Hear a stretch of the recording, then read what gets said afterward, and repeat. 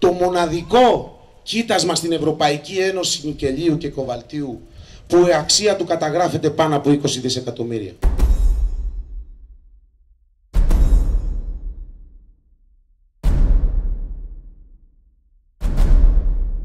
Ξέρουμε να ζούμε κι ας είμαστε από φτωχοί φτωχότεροι.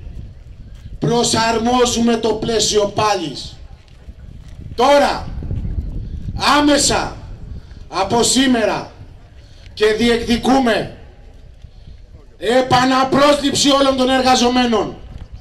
Μέτρα να μην γίνει ατύχημα.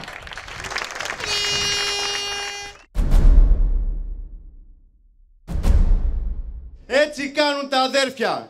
Θα έρθουμε ακόμα και με τα πόδια αν χρειαστεί από τη Χαλκιδική, όπως γνωρίζουμε ότι θα κάνατε και εσείς για εμάς.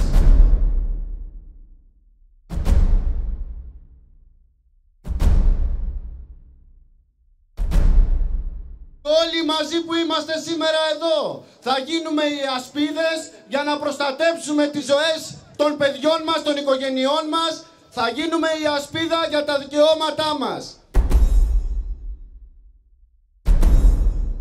Προχωράτε μπροστά και τα νότα σας είναι καλυμμένα από όλες τις πλευρές, όσο κι αν χρειαστεί.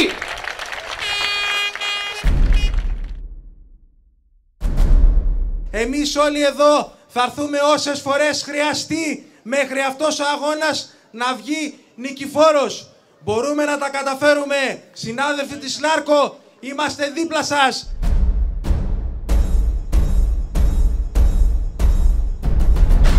Τεσσεράμιση χρόνια σε μια σύγκρουση στρατηγικής επιλογής μεγάλων συμφερόντων, αποφάσεων της Ευρωπαϊκής Ένωσης, τους τζατζάρουμε στα ίσα και τους κοιτάμε κατάματα. Πίσω δεν κάνουμε. Δεν θα συνενέσουμε με την ανεργία. Δεν σκύβουμε το κεφάλι. Είμαστε περήφανοι που για συνάδελφοι γίναμε αδέρφια. Και αυτή την περηφάνεια θα την κρατήσουμε, γιατί η ζωή συνεχίζεται.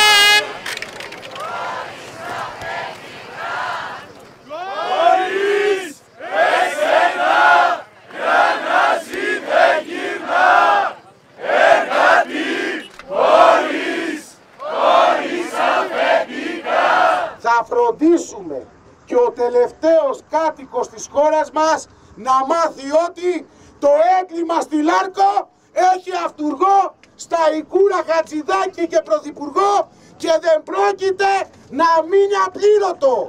Θα συνεχίσουμε μέχρι να ξαναπούμε στις δουλειές μας. Δεν σταματάει ο αγώνας, θα τα καταφέρουμε, σας ευχαριστούμε, να είστε καλά, καλό γυρισμό, καλή αντάμωση.